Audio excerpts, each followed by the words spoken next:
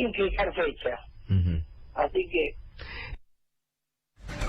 Bueno, ahí el doctor Luis Conde, el abogado, muchos años diciendo, bueno, prescribieron, está Juan Amorín. Buenas noches, Juan, ¿cómo estás? ¿Qué tal, Gato? Buenas noches. Bienvenido nuevamente. Muchas gracias. Bueno, a ver, vamos a un poco a lo que dijo, porque me parece que el presidente se metió en un berenjenal. Parece que sí. De si hay una justicia. Digo, a ver, Bonadío lo tendría que llamar mañana al presidente, porque lo tiene a su hermano, Gianfranco. Al padre Franco no lo pudo interrogar. A Ángelo Calcaterra, le falta Macri, Mauricio. Bueno, Macri vendría a ser una suerte de Florencia Kirchner si trazáramos paralelismos. Digo, estaría en una situación similar, con la excepción de que Florencia Kirchner formaba parte de la presunta asociación ilícita desde los 13 años. Mauricio Macri no puede quedar exento de esto porque ya era mayor de edad y sí tuvo participación en SOCMA. Por ejemplo, en Panama Papers, él diciendo, bueno, fue todo mi papá. Bueno, no fue tu papá. Si eras mayor de edad, sos penalmente responsable. Pero si te parece, vamos a repasar un poco si efectivamente es como dice Mauricio Macri, que Franco Macri formó parte, exclusivamente él, del sistema delictivo que se dejó extorsionar por el kirchnerismo y que pagó coimas. Me parece a mí que la presunta corrupción de los Macri viene de mucho antes que el kirchnerismo. Fíjate el historial, solo destaqué las causas penales más importantes, si no deberíamos pedirle horario directamente a Sloto y nos quedamos hasta las 12 de la noche. Franco Macri tuvo causa por cloacas de Morón, también estaba Mauricio Macri. Con Rousselot. Privatización de la recolección de residuos, también en la época de la dictadura militar con Cacciatore. La estatización de la deuda en 1982, más de 200 millones de dólares le estatizaron a la familia Macri a través del gobierno. Contrabando agravado de Sebel, lo salvó la mayoría automática de la corte menemista. Exacto. El Correo Argentino, bueno, le quitaron la concesión por los constantes incumplimientos y obviamente los Panama Papers, donde directamente lo escrachó Mauricio. No sé si recordás que Mauricio le inicia una causa a Franco para zafar él de los Panama Papers y Elisa Carrió también había salido a decir, bueno... La causa del Correo yo creo que hoy es la causa que más le preocupa a Mauricio Macri, está en proceso, tiene que ir la semana que viene a Oscar Aguad, y yo creo que esa es la causa que más lo complica y la que más le preocupa hoy, y está ahí, vivita y coleando. Pero fíjate que no es solo el padre, Gato. Tenés a Gianfranco Macri, hijo, hermano de Mauricio. Vamos a repasar un poco las causas que tiene hoy abiertas. Blanqueo de capitales. Felipe Solá lo denunció porque el presidente le habilitó el blanqueo. ¿Cuánto blanqueó? 600 millones de pesos. Que acá, en ese blanqueo, debe estar el quid de muchas cuestiones que se deberán investigar. 600 millones de pesos son 6 veces el patrimonio de Mauricio Macri. Me parece que no es solo Franco el corrupto. Obtención y reventa de los parques eólicos, lo repasamos la semana pasada. Le podemos preguntar, ya que está el diputado Rodolfo Tailade, cómo sigue esta causa porque él es denunciante. Ahora se lo vamos a preguntar. 75 millones de dólares. El pago de coimas de Autopistas del Sol. Recuerdan que hace poco fue indagatoria Gianfranco Macri en un desprendimiento de la causa de los cuadernos. Cuando salió de Comodoro Pi dijo, pregúntele a mi papá. Exactamente. Por las coimas. Pregúntale a mi papá. Y los Panama Papers, por supuesto, una fija de los hijos de Franco. Ahora, Gianfranco está siendo investigado en este momento, ¿no? Sí, claro. Le levantaron incluso el secreto fiscal. El secreto fiscal a partir de la investigación que realizamos de parques eólicos. Sí, señor. Y dentro de poco creo que va a haber novedades respecto a lo que mostramos acá en Minuto 1 en exclusiva. Otro hermano de Macri, Mariano Macri. Mariano, mira, de este no se habla mucho. No se habla. Está medio oculto. A que figuran los Panama Papers. Y a que es investigado por la justicia alemana. No sé si te acordás que movieron fondos cuando saltaron los Panama Papers de una cuenta offshore a Suiza y destruyeron las pruebas. La justicia alemana investiga posible lavado de activos. Fíjate que no es Franco y que no empezó en el kirchnerismo. Es corrupción estructural la de la familia Macri. Seguimos adelante, vamos con el presidente directamente. Fíjate si no tiene causas sensibles, penales, por presunta corrupción abiertas. Y acá no hay kirchnerismo que lo salve. Vamos con Mauricio. Contrabando de autopartes de Sebel, también salvado por la mayoría automática. Condonación de la deuda por Correo Argentino, le intentó condonar a su padre, a su grupo, al grupo familiar, 70.000 millones de pesos. Las escuchas ilegales. En el gobierno de la Ciudad de Buenos Aires, recordemos, único caso en la historia argentina, primer presidente que asume procesado por las escuchas ilegales, fue sobreseído, pero la causa de escuchas ilegales tiene que ir a juicio oral y público. Llamativamente, no sé si eso habría que averiguar, Juan, ¿no? O a Irina. Irina, ¿qué pasó con la causa de escuchas ilegales? ¿Por qué todavía no le han fijado fecha? se perdió, lo cajonearon, porque excepto Macri están todos adentro. La causa de las escuchas está elevada a juicio, efectivamente. El único que no está incluido en ese juicio es Mauricio Macri. Está incluido el que era el conocido espía Ciro James, sí, por ejemplo. Claro. Está incluido el que era el comisario estrella de Mauricio Macri, que era Jorge Elfino Palacios. Todos ellos están elevados a juicio, junto con una estructura que además funcionaba en la provincia de Misiones, a través de la cual se ordenaban ahí las escuchas como con la apariencia de legalidad. ¿Por qué se demora el juicio oral? ¿Viste cómo son los jueces? Son selectivos. Claro.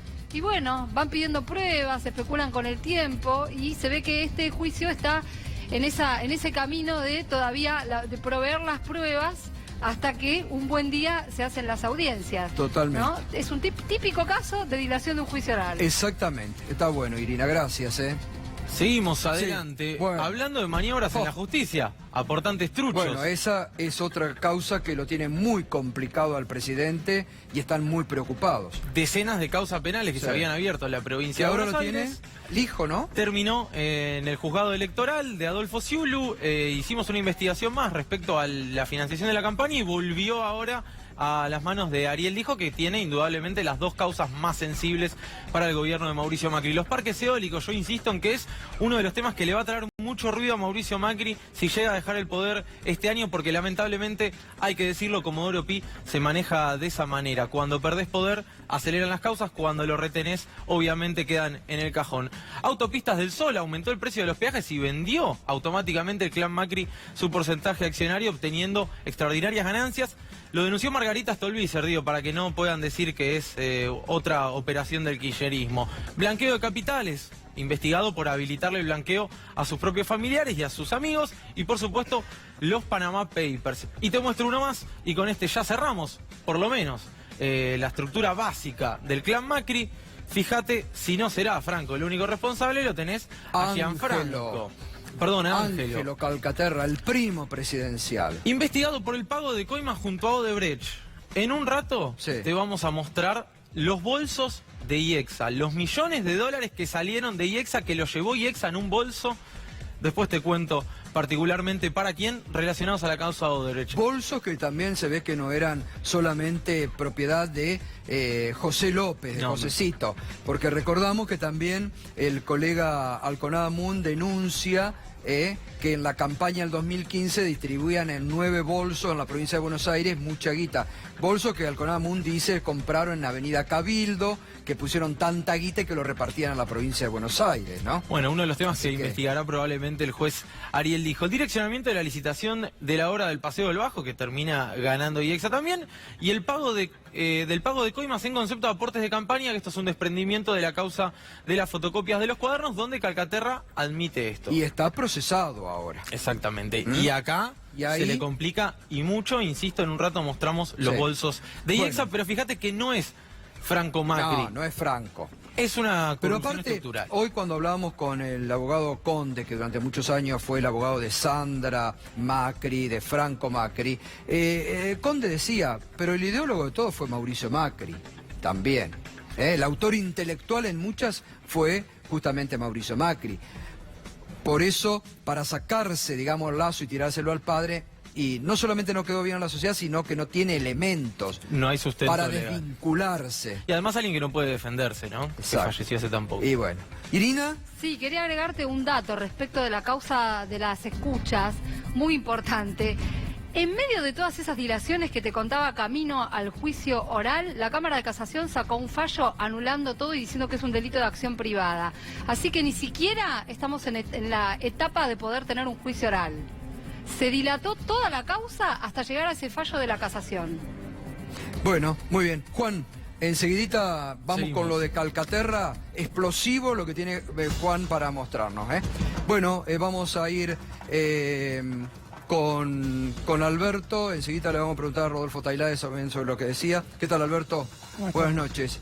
Bueno, usted anoche fue... La verdad que yo no estaba mirando el reportaje en un momento. Por un tuit suyo fue muy duro en la reacción primera que tuvo por la declaración de Mauricio diciendo: mi papá fue el corrupto, yo no. Más allá del reportaje, que fue un reportaje raro, por complaciente, Macri, yo creo que alguien le indicó a Macri que tenía que demostrar que era distinto a Cristina, que así como Cristina defendía a su hija, él debía entregar a su padre. Pero el tema central es que Cristina defiende a su hija porque su hija es inocente. Y lo más notable es cómo él entrega a su padre y a su hermano, directamente diciendo que fueron parte de un esquema de corrupción, de un sistema de corrupción planeado desde el Estado. La verdad que Macri diga eso a nosotros no nos asombra, porque hace años que venimos diciendo que el clan Macri, como bien mostraron ustedes, hace años viene actuando y de esa manera. Y es muy penoso como lo ha hecho, porque eso le ha costado millones y millones de pesos al Estado argentino. Esos 600 millones de pesos que blanquea el hermano de Macri y que seguramente son los 600 millones de pesos que defraudaron al Estado no pagando impuestos, evadiendo impuestos y tal vez con otras maniobras de corrupción. Son 600 millones de pesos que perdió la Argentina y que Macri los blanqueó graciosamente. Y me parece que si la justicia argentina funcionara, hoy Macri tendría que estar declarando ante un juez explicando de qué está hablando cuando dice que su padre era parte de un sistema de corrupción y cuando dice que su hermano era parte de un sistema de corrupción. Pero ahí, a ver, está bien, digo, esto que usted dice, pero digo, ahí ya hay una causa abierta. Claro, pero es que yo no la espero... causa de las fotocopias de Bonadío, si lo llamó a Gianfranco, lo llamó a Franco, en la misma época en que él estaba en Niexa con Ángelo Calcaterra, mañana mismo Bonadío lo tendría que llamar a Mauricio Macri, ¿o no? Pero también habría que ver si Macri no está hablando de otros hechos de corrupción, porque lo de los parques eólicos es otro hecho de corrupción, es aprovechar la posición que tiene él para llevar adelante un negocio que favorece a las empresas de su familia. Y habría que verlo, habría que investigarlo. Yo lo que siento es que la justicia argentina y la justicia federal puntualmente ha entrado en un proceso de decrepitud tan magnífica que ni siquiera se asombran frente a las cosas que se dicen y las cosas que el mismo presidente hace.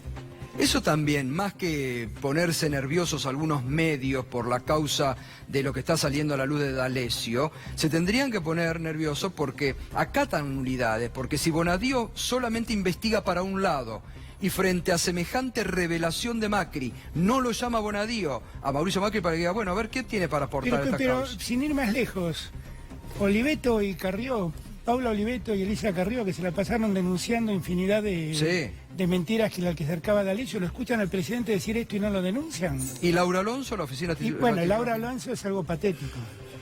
Laura Alonso no es la jefa de la oficina anticorrupción, es la encargada de encubrir la corrupción macrista, lisa y llanamente.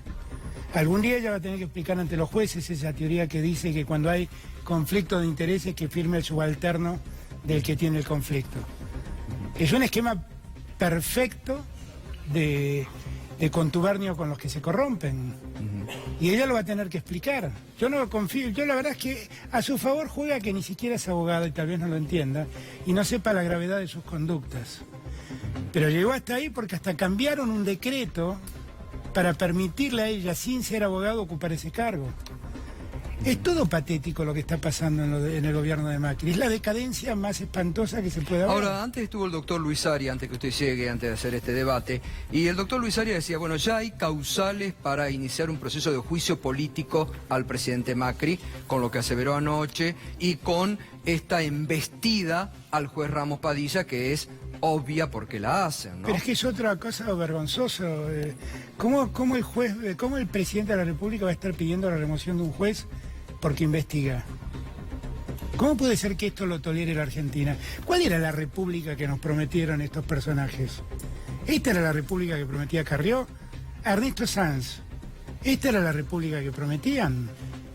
Perseguir a un juez solamente porque investiga y los descubre. Bueno, tienen un ministro de Justicia que es del radicalismo, ¿no? Y que se ha encargado ahora de perseguir a Ramos Padilla. Es el más penoso ministro de Justicia que pudo tener la Argentina. Yo durante años dije que recorrió el mundo diciendo que los derechos humanos eran un negocio del gobierno anterior. Es el más penoso de los ministros que pudimos haber tenido. Iba por las universidades americanas negando el holocausto argentino, ¿no? El genocidio argentino. Es lo más penoso que nos pudo haber pasado. Lo más penoso. Pero bueno, yo no confío en Garabano finalmente es un personaje menor. Pero Macri es el presidente de la República y dice que hay que echar a un juez porque está investigando. Y hasta acá nadie explicó nada. Y ayer leí un reportaje que me asombró, ¿no? Daniel Santoro, que está involucrado en todo el tema le dice a Fontevica que borró todos los mensajes que tenía de su WhatsApp porque tenía miedo de un allanamiento. Y destruye las pruebas y no pasa nada. Bueno, habrá si que no ver... tiene nada que ver, ¿por qué tuvo que destruirlas? Bueno, habrá que ver que a partir de eso que dijo públicamente y de lo que hoy declaró, ¿no?, Irina, el ex directivo de PDVSA, cómo queda la situación de Santoro, ¿no? Hay que ver ahí porque Bruce Adobat se refirió a Santoro y se refirió a la nota que le tuvo que dar justamente para zafar de una investigación en el Foro Penal Económico, según lo que le planteaba D'Alessio, ¿no? Claro, pero es que es algo patético, uno lee estas cosas y no se asombra. O sea, estamos escuchando a alguien que está imputado en un hecho y sin embargo cuenta cómo destruye las pruebas para que no lo descubran.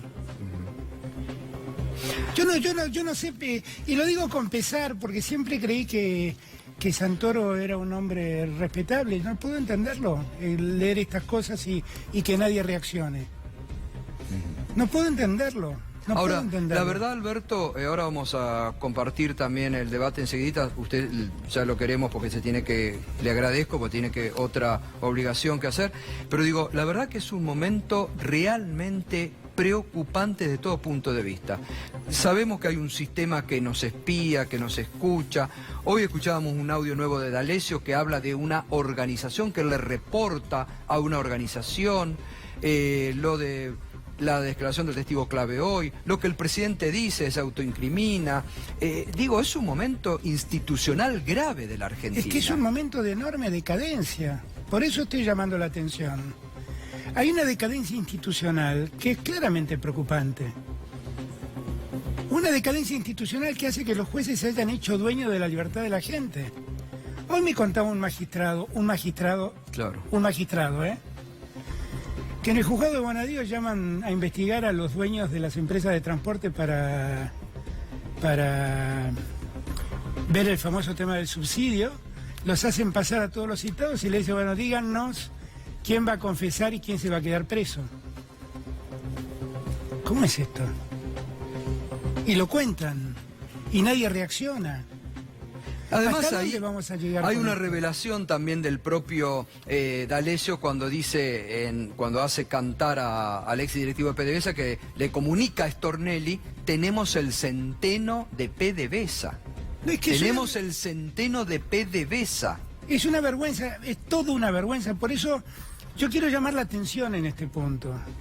Porque la decadencia institucional ha llegado a límites insospechados. Vemos un señor que no es cualquier señor.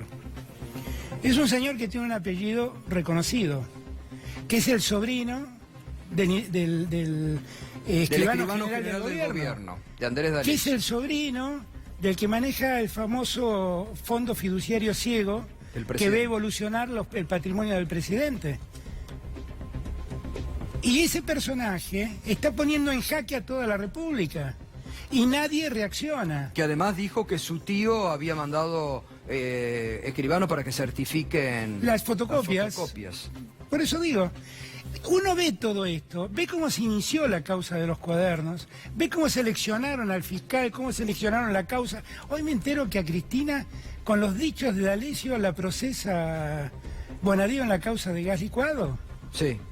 Pero es definitivamente escandaloso. Yo lo que quiero es llamar la atención de la gente, porque todos estos antecedentes un día se puede volver sobre cualquiera de los ciudadanos argentinos. Y habrá gente a la que le caerá más simpática a Cristina o más antipática a Cristina, pero están estableciéndose reglas tremendas que pueden caer sobre cualquiera de nosotros. Cuando yo hablo y discuto estas cosas y digo que tenemos un presidente que con toda desvergüenza pretende sacarse la historia de corrupción de su familia echándole la responsabilidad a su padre muerto, lo que habla de la calaña del presidente, ¿de acuerdo? Habla de la calidad y de la calaña del presidente. La verdad es que si nosotros llegamos a este punto y no hay un juez que reaccione, y no hay un fiscal que reaccione, y los medios se hacen los distraídos, los grandes medios soslayan este tema, ¿A dónde vamos a ir a parar como sociedad? Bueno, por eso digo que estamos en un punto institucional espantoso de la Argentina. Terminal. Irina. Ahora, respecto de esta cuestión de la familia Macri, ¿no? Y de lo que le atribuye Mauricio Macri a Franco Macri, ¿no se podría aplicar la propia extinción de dominio? Obvio. Eso es lo que escribí ayer en el tuit, que decía, esos 600 millones de pesos ya tendrían que estar incautados. Porque esos 600 millones... A ver, Patricia Bullrich, vamos a ser objetivos. Patricia Bullrich o Laura Alonso, que están reclamando, o Elisa Carrió, que están reclamando recuperar dinero de la corrupción. Ya hoy tienen que estar pidiendo entonces que de la fortuna de Franco Macri, la justicia secuestre la fortuna de Franco Macri. Si yo no me equivoco, en su momento el diputado Tailade hizo un planteo en la causa de los cuadernos pidiendo aplicar la ley de extinción del dominio sobre los bienes de la familia Macri. ¿Fue sí? ¿En parques eólicos? En eólico, por una investigación de Juan, que se detectó que ingresaron los 5 millones de dólares en la cuenta de Gianfranco directamente, y le pedí a Casal, en realidad porque todavía tenía que abrir o que conformar la procuraduría famosa que dice el decreto, le pedí a Casal que se ponga a trabajar con eso. Y después, semanas después me contestó que me tenía que dirigir a Tayano, que es el fiscal de la causa, y no a él. Pero lo que dice Irina es absolutamente cierto. Si nosotros aplicamos a rajatabla lo que están diciendo, tendríamos que estar incautando esos 600 millones de pesos, que según cuenta Macri, en gran medida es el resultado de la corrupción. Porque el dinero blanqueado nunca explicaron de dónde salió, y todo dinero que se blanqueó es dinero que previamente se ocultó. Y si se ocultó es porque no se podía reconocer su origen. Y si su origen no se podía reconocer es porque era ilícito. Y el no blanqueo, nos engañemos más. El blanqueo entonces forma parte de eso también. Pero obviamente, Macri lo soslayó en su momento, en los años de impunidad de Macri, diciendo, bueno, lo que pasa es que pobre gente no confiaba en la Argentina y se llevaba el dinero al exterior. No, era plata que le robaban a los argentinos, era plata que estafaban al Estado Nacional evadiendo impuestos. Alberto, gracias, No, como gracias siempre. a Muchas gracias. Alberto Fernández, ya estamos con Rodolfo Tailade. También está el denunciante que va a ser mañana va a ser Fernando Míguez. Mañana va a ser la presentación judicial sobre este tema y Joaquín Blanco, que es diputado del socialismo santafesino, porque también el gobierno santafesino se va a presentar a denunciar a Marcelo Sebastián D'Alessio porque intentó, lo explicamos el viernes, lo contamos aquí con detalle, cómo intentó, se reunió con el jefe de los monos para hacer una cámara oculta para ensuciar al gobierno socialista de Santa Fe. Pero antes, te lo prometimos, Juana Morín, ¿qué pasa con el arrepentido que devela las coimas de IEXA para obtener el gasoducto con Odebrecht? Así es, Gato. Hace poco más de una semana se presentó ante la Fiscalía de Franco Picardi Manuel Vázquez, un presunto testaferro de Ricardo Jaime en la Secretaría de Transporte. ¿Qué venía sucediendo? Varias veces Vázquez venía amagando a arrepentirse. Se sentaba en la Fiscalía cuando el fiscal le decía, bueno, ¿usted de qué se quiere arrepentir? No avanzaba, no contaba las cosas que él había visto, las cosas que habían sucedido, no le convencían al fiscal y volvía para atrás. Pero en este caso, Vázquez se tenía que operar del corazón, su familia había sido citada a indagatoria, lo cual le generó mucho ruido interno, digo, sus hijos, su exmujer iban a tener complicaciones judiciales y decidió confesar. ¿Qué dijo Manuel Vázquez? Señaló que Santiago Altieri, ejecutivo de IEXA, la empresa que en ese momento era del primo de Macri, Ángelo Calcaterra, pagó personalmente, ¿sí?, uno de los máximos directivos de IEXA, por orden del primo de Mauricio Macri, pagó un soborno en un despacho de la Secretaría de Transporte. Pagó 20 millones de dólares en concepto de coimas. Eran las primeras coimas de la causa del soterramiento del tren Sarmiento. ¿Cómo lo pagó? Figura en el expediente y es un verdadero arrepentido, ¿eh? Lo pagó con un bolso, ¿sí? IEXA llevó un bolso a un despacho de la Secretaría de Transporte para pagar 20 millones de dólares en coimas. Los bolsos del primo del presidente, los bolsos de IEXA, te lo estamos mostrando en exclusivo. Según Vázquez, ese bolso con 20 millones correspondía al primer desembolso de las coimas de la obra del soterramiento del Sarmiento. Los retornos se negociaron directamente con Ángelo Calcaterra. Esto es lo que declara Vázquez y es necesario hacer una aclaración, Gato. No es un arrepentido del tipo arrepentido de la causa de las fotocopias de los cuadernos como venimos viendo. Es un arrepentido de verdad, que cuando se sentó, el fiscal dijo, espere, vamos a hacerlo como corresponde, fue grabado, existe un registro del arrepentimiento, existen las pruebas que muestran que el fiscal Picardi no apretó al arrepentido. Cosa que no hizo Stornelli. Exactamente. Cosa que no hizo Stornelli, que no grabó ninguno de los registros de los arrepentidos. Otro hecho por lo que cuando llega al juicio oral se puede pedir la nulidad y caerse la causa. No grabó. ¿Por qué no grabó el fiscal Stornelli si tenía todo? Nadie busca la nulidad de la causa de los cuadernos. Tiene graves errores la causa. Claro. Acá lo está contando Juan. Un fiscal que actúa y bien. Que actúa como corresponde, digamos. Existe el registro del arrepentimiento. Este es un arrepentido de verdad, con todas las de la ley. Se realizó y además confirmó toda la ruta. ¿Por qué decimos que no solo está complicado por los bolsos de IEXA, está complicado porque hay una tonelada de pruebas en contra del primo del presidente? A ver, Vázquez aportó los correos electrónicos que confirman que IEXA fue el que hizo las gestiones, ¿sí? Fue el encargado de ir a Brasil y traer a Odebrecht acá, diciéndole tengo un negocio espectacular. Aportó nombres y datos precisos del pago de coimas que coinciden con las declaraciones de los arrepentidos de Odebrecht en Brasil y con los registros de transferencias bancarias recabados por la justicia brasileña. Muy complicado. El primo del presidente, insisto, Vázquez, el arrepentido, el presunto testaferro de Ricardo Jaime, confesó que IEXA llevó bolsos a la Secretaría de Transporte con millones de dólares en su interior y no fue apretado como sí hacen otros fiscales. En este caso, aportó de manera voluntaria para salvar la situación procesal de su familia estos datos. Y Juan, ¿qué juez tiene esta causa? Martínez de Giorgi, instruye el fiscal Franco Picardi, es una de las causas de Odebrecht. La otra la tiene Sebastián Casanero con Federico Delgado. Que pueda haber en los próximos días novedades de procesamiento. Lo adelantaba el otro día el doctor Jorge Rizzo acá, ¿no? Muy complicado el primo del presidente, de verdad, Gato, porque la cantidad de pruebas es abrumadora. Todas las pruebas que se aportaron desde Brasil, que están esperando a ser homologadas acá, las termina confirmando Vázquez. Coinciden los registros. Si te parece, para cerrar, vemos el mail que aportó Odebrecht en Brasil mostrando este pago de coimas que coincide con el testimonio del arrepentido. Bolsos de IEXA por 20 millones de dólares. Ahí lo tenés. Directamente, fíjate que la sumatoria de lo que tenían que pagar en concepto de DGI, es una formalidad para las coimas, suma 20 millones. El intermediario Sánchez Caballero, el que estuvo detenido en la causa de la fotocopia de la mano derecha del Calcaterra. Que Calcaterra va a lo de Bonadío a salvar a Sánchez Caballero. Exactamente, exactamente. Complicada la situación del primo del presidente. Los bolsos de IEXA acá en Minuto 1. Bueno, muy bien, gracias Juan, gracias. Vamos a seguir, obviamente, porque hay más, vamos a seguir porque se aproximan definiciones por parte del juez Martínez de Giorgi en esta causa. Rodolfo Tailade, bueno, y Mauricio Macri no tiene nada que ver, toda la culpa la tiene Franco. Bueno, lo que acaba de contar Juan, es decir, la coima de 20 millones de dólares que paga IEXA a Jaime o a alguien del Ministerio de Transporte, se realiza cuando Mauricio Macri era todavía el CEO de las empresas de la familia presidencial.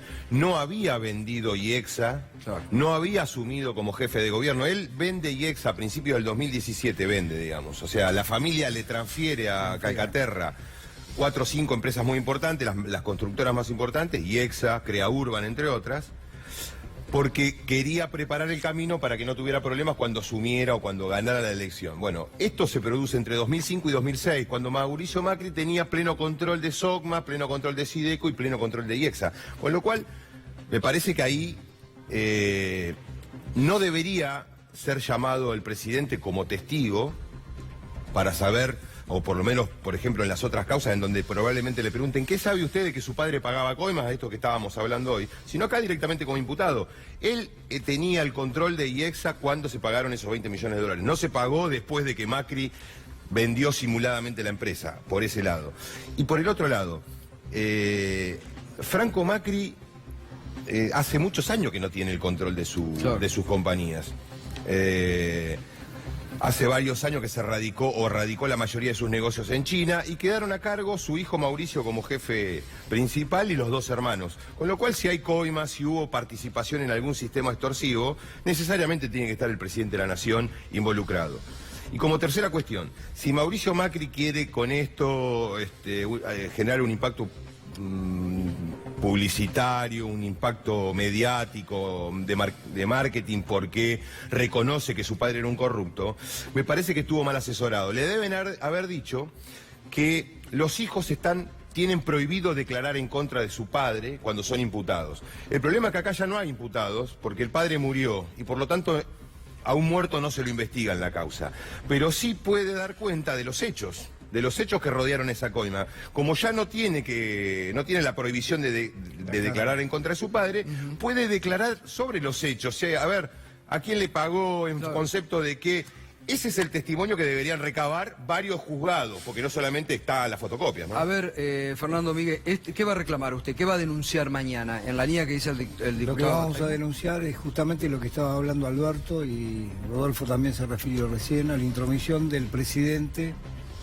al denunciar a un juez sin tener una prueba fehaciente, simplemente por tener una animosidad personal en contra de Ramos Padilla. Nos parece que el ministro de Justicia ya lo asesoró mal cuando metió 2 jueces por la ventana. Y en esta oportunidad también lo está asesorando mal porque el presidente no puede criticar a la justicia, es otro poder. Y tampoco puede perseguir a un juez porque no le conviene un juez que esté investigando una causa a donde está el ex secretario de Seguridad de Boca Juniors, amigo de Macri, denunciado por posibles extorsiones. Estamos hablando de Stornelli. O tal vez se la agarra con Ramos Padilla porque fue el único juez que le dio para atrás el pago del aumento de gas. Y eso lo perjudicó a Macri, más que nada con las energéticas que están muy vinculadas a él. Acá el que no quiere ver es porque no lo quiere ver. El sol no se puede tapar con las manos. Acá hay delitos contundentes. Mañana lo va a denunciar. El diputado Blanco. Primero, una línea de todo esto que estamos analizando, como usted es diputado, esto de Macri, que le echa la culpa al padre, todo lo que estamos hablando, y después el caso de Alessio y cómo les repercute. Gato, la situación nacional estamos realmente tremendamente preocupados, ¿no? En la entrevista de ayer del presidente fue lamentable porque no solamente no aportó ninguna idea concreta para dónde va el país, le escapó a los temas centrales que le preocupan a los argentinos, no habló de la inflación, no habló del desempleo, no habló de la destrucción de cientos de pymes en todo el territorio nacional, sino que aparte generó un clima de encono, de una campaña electoral sucia, que es lo que se ve en la Argentina, atacando a opositores, descalificando a opositores con una soberbia que uno no sabe fundada en qué. Realmente es un gobierno que no tiene buenas noticias para mostrar, y si lo que les propone a los argentinos en un año electoral el presidente es más violencia, más división, más soberbia, realmente es un país que por parte de Cambiemos no nos lleva a ningún destino bueno. Entonces, realmente la entrevista de ayer, después de mucho tiempo que hace una aparición pública el presidente, que contesta preguntas, realmente fue lamentable y nos llena de preocupación, y a la vez nos reafirma la necesidad de construir una alternativa. Nosotros, el desafío que tenemos más allá de los juicios políticos, las denuncias, etcétera, el desafío que tenemos los argentinos es de qué manera construimos un proyecto de país para vencer a Cambiemos en las urnas en octubre, y eso creo que es lo que nos tiene que ordenar y motivar. ¿Cómo les está repercutiendo esto que ustedes también se han enterado? Ahora el caso de Alessio, ahora ya voy a volver con Tailade sobre el tema de la extinción de dominio, ¿no? Pero ¿cómo está respondiendo el caso de Alessio, la entrevista con los monos de Marcelo Sebastián D'Alessio para hacer una cámara oculta para perjudicar al gobierno santafesino? Gato, es de una gravedad institucional tremenda. Hoy el gobernador Lifchit, a través de sus ministros de Justicia y Seguridad, presentó una denuncia formal en la Justicia Federal denunciando espionaje ilegal, y se presentó ante la Justicia Provincial de Santa Fe denunciando asociación ilícita. Marcelo D'Alessio, el abogado trucho. Es decir, otra causa que se va a iniciar. Y que queremos que refuerce la causa de Ramos Padilla, porque creemos que en esa investigación y en ese allanamiento y en ese celular de Marcelo D'Alessio está la clave para descubrir toda la mugre que rodea a la operación de los servicios de inteligencia. El falso abogado, el tipo que teóricamente es un loquito, el 15 de febrero del 18 accedió en una celda a reunirse con el jefe sanguinario de la banda de los monos. Tuvieron un mano a mano, en el cual supuestamente en ese lugar le ofreció y lo apretó al jefe de los monos, lo apretó ni más ni menos que al jefe de los monos a que declare en contra del gobierno socialista de Santa Fe para ser beneficiado. Esto es lo que está pasando en la Argentina de hoy.